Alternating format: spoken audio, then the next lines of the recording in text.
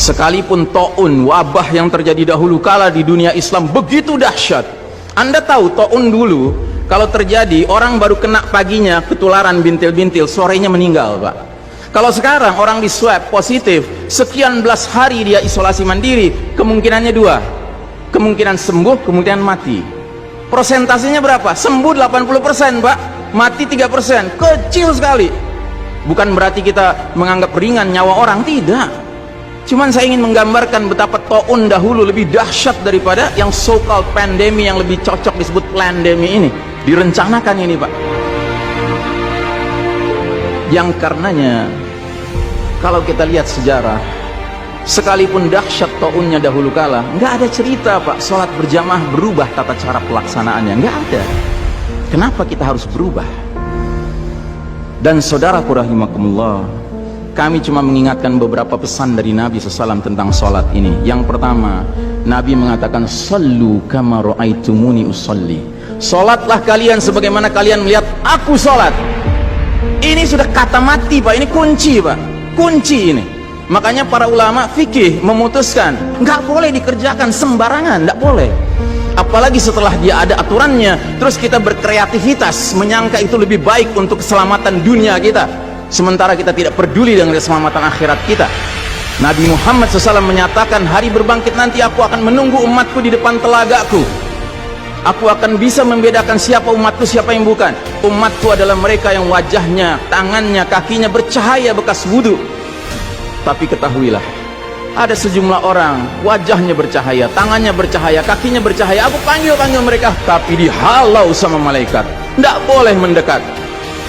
Aku panggil lagi, tapi dihalau sama malaikat. Akhirnya malaikat menjelaskan, ya Muhammad, mereka telah merubah ajaranmu setelah engkau wafat. Kata Nabi selanjutnya, menjauhlah, menjauhlah. Nabi nggak mau dekat dengan orang yang berani-beraninya merubah tata cara ajarannya. Dan ajarannya yang paling pokok apa? Tauhid. Setelah tauhid apa? Salat. Dan ingat, salat adalah amal yang paling pertama yang akan diperiksa oleh Allah Ta'ala bagi setiap hambanya. Dan saudara rahimahumullah, saya ingin menyampaikan dua hadis lagi. Satu hadis dari Nabi, la tadaru furujatin lisyaitan. Jangan kalian biarkan celah-celah itu untuk syaitan. Ini Nabi Muhammad SAW yang berbicara, bukan Ihsan Tanjung. Kalau Ihsan Tanjung yang berbicara, Anda boleh tolak, Pak. Ini Nabi Muhammad SAW yang berbicara, yang kita baca salawatnya dengan harapan mendapatkan syafaatnya, dengan harapan boleh meminum air dari telaganya. Jadi kata Nabi apa? Jangan biarkan celah-celah itu menjadi tempatnya syaitan. Hari ini tidak sedikit masjid bahkan memuliakan syaitan, memberi tanda di mana syaitan hendaknya berada. Na'udzubillahi min dzalik. Mau jadi apa kita, Pak? Mau jadi umat seperti apa kita? Ini adalah simpul terakhir, saudaraku. Kalau sampai simpul terakhir ini kita relakan lepas, sudah tidak ada sisanya ajaran ini di muka bumi. Karenanya saudaraku rahimakumullah, bagi saya urusan sholat berjamaah dan tata caranya ini bukan urusan pilihan fikih, Pak. Ini urusannya adalah urusan dengan musuh Allah Ta'ala. Hadis yang terakhir, kata Nabi SAW, innal yahuda qad sami'u dinahum. Sesungguhnya Yahudi sudah bosan dengan agama mereka. Wa innahum qaumun hasadun. Dan mereka adalah kaum yang sangat hasad kepada kita umat Islam, terutama dalam tiga perkara. Satu, raddis salam. Kebiasaan kita umat Islam kalau ketemu saling ngucapin assalamualaikum, dibalas waalaikumsalam. Itu Yahudi nggak senang, Pak. Yahudi tidak senang melihat umat Islam berukhuwah Islamnya. Yahudi nggak senang umat Islam kalau ketemu saling bersedekah dengan senyum, makanya dibikin aturan begini, nggak kelihatan senyum kita. Yahudi nggak senang kita ketemu jabat tangan, rontok dosa-dosa.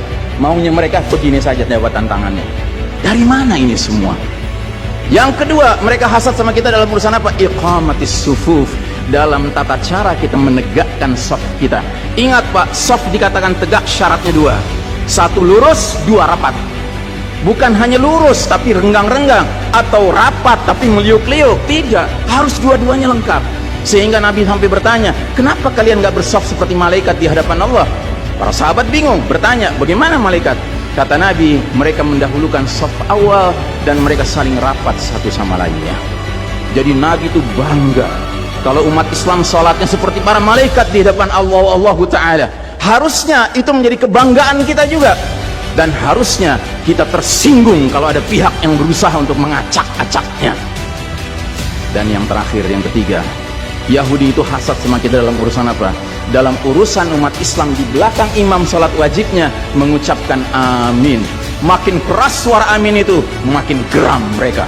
Karenanya mereka bikin aturan, sempat 2 bulan masjid ditutup sama sekali, nggak terdengar suara amin dari jamaah karena nggak ada yang boleh ke masjid. Tapi sekarang setelah dibolehkan, masjid yang bisa muat 2000 orang cukup 500 orang, cukup 700 orang. Supaya apa? Sekurang-kurangnya aminnya bisa berkurang. Maka sekarang pertanyaan besarnya adalah, untuk siapa kita sholat? Atau untuk mereka?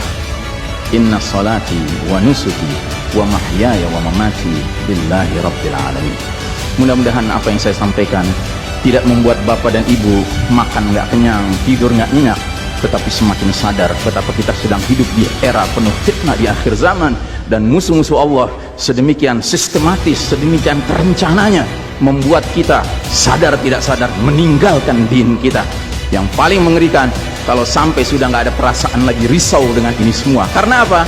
Nabi bersabda, siapa lihat kemungkaran ubah dengan tangan, nggak bisa dengan lisan, nggak bisa dalam hati.